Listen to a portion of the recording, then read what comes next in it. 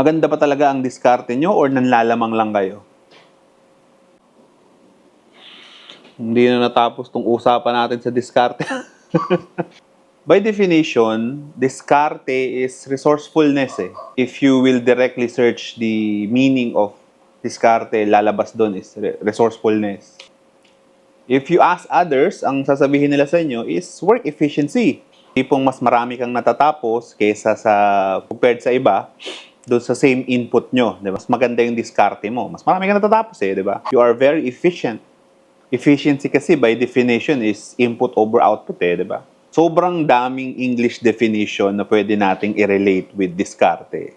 Sobrang daming opinions na pwede nating sabihin na tamang diskarte. Ganun. So sobrang dami nun, it's actually impossible na eh para to define.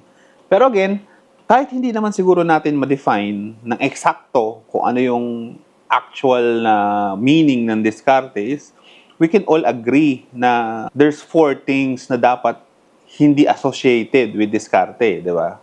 Number 1, of course, is fraud. Number 2 is cheating. Number 3 is theft. And of course, number 4 is taking advantage of others, di ba? If your so-called diskarte can lead to a man's loss, another man's loss, diskarte pa ba yun?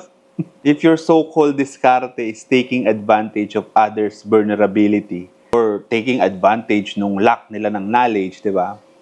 Is that diskarte ba ba tawag doon? I'm not a big businessman eh. Hindi naman ako malaki. Small time lang tayo, di ba?